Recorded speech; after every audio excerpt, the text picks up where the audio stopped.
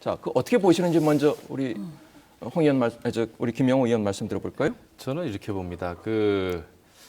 안철수 전 후보도 정치에 뛰어들면서 기치로 내걸었던 것이 이제 정치 개혁이었습니다. 새 정치한다고 하는, 새 정치하고 싶다 하는 거였는데, 근데 그 행태로 보면 상당히 좀 구태 정치를 답습할 뿐더러 오히려 더 악화시키는 게 아닌가 이런 아쉬움까지 좀 듭니다. 왜냐하면은 이 단일화 망령이라는 것도 사실은 아주 선거에 이기기 위한 전략이거든요.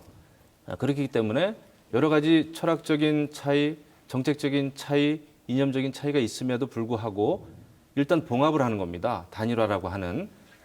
그렇기 때문에 저는 이 단일화 자체가 새 정치와는 너무나 동떨어진 정치 행위다 이렇게 봅니다. 특히 지금 민주당은 지난 또 4.11 총선 때는 그 통합 진보당하고 정치적인 연대를 했어요. 통합 진보당은 당시에 또 이정희 현 후보가 이제 이끌고 그랬는데 굉장히 그 종북 문제로 국민들을 혼란에 빠뜨린 그런 정치 세력 아닙니까? 거기하고 정치 연대를 했다가 또 안철수 후보하고 이제 또 단일화를 추진했었습니다.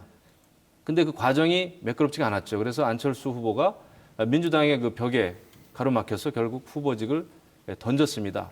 그게 불과 며칠 전입니다. 그런데 이제 와서 또 문재인 후보를 적극적으로 지원하겠다고 하는 것은 저는 이렇게 해석을 합니다. 안철수 후보가 전 후보가 선거 이후에 이제 정치 세력화를 하기 위해서 이런 어떤 정치적인 행위를 하는 것이 아닌가. 저는 그렇게 봅니다.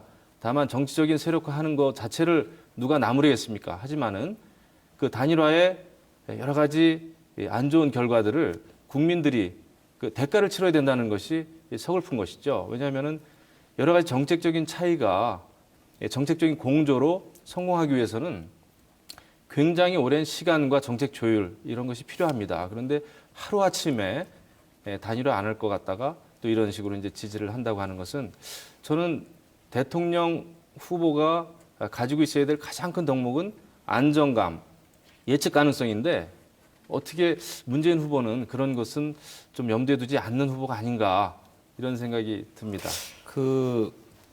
단일화가 정책적 차이를 덮어둔 봉합이라고 말씀하셨는데 그거는 연대와 연합에 대한 인식이 조금 다른 해석인 것 같습니다. 여러 정치 세력이 이념과 노선, 정책이 모두 다 같다면 서로 통합해버리지 왜 연대와 연합 공조를 하겠습니까? 기본적으로 정책적인 차이, 노선의 차이, 이념의 차이, 생각의 차이가 있는 것입니다. 그걸 전제로 공동의 정치적 목표를 위해서 서로 힘을 합하는 것입니다. 그것이 단일화이고 연대이고 연합이죠. 그런데 새 정치를 실현하는 데 있어서 1차적인 선결 조건이라고 할 만한 게 정권 교체라고 하는 것입니다. 이명박 새누리당 정권의 실정에 대해서 심판해야 되겠다는 것이 국민적인 열망이고 그것이 심판되고 난 다음에야 비로소 새로운 정치가 가능하다라고 하는 국민적인 요구입니다. 그것 때문에 힘이 부족한 두 세력이 서로 힘을 합쳐서 새누리당 정권을 심판하자라고 하는 것에서 단일화가 이루어진 것입니다. 그래서 이 문제를 그렇게 보는 것은 연대와 연합에 대한 개념에 대해서 잘못 이해하고 계신 것이다. 이렇게 지적해도 됩니다. 연대와 연합의 개념에 대해서 말씀을 드리겠습니다. 서양의 민주주의에서도 연대는 있습니다. 그런데 그렇게 선거를 앞두고 그렇게 급박하게 후보를 단일화하는 식의 연대는 하지 않죠.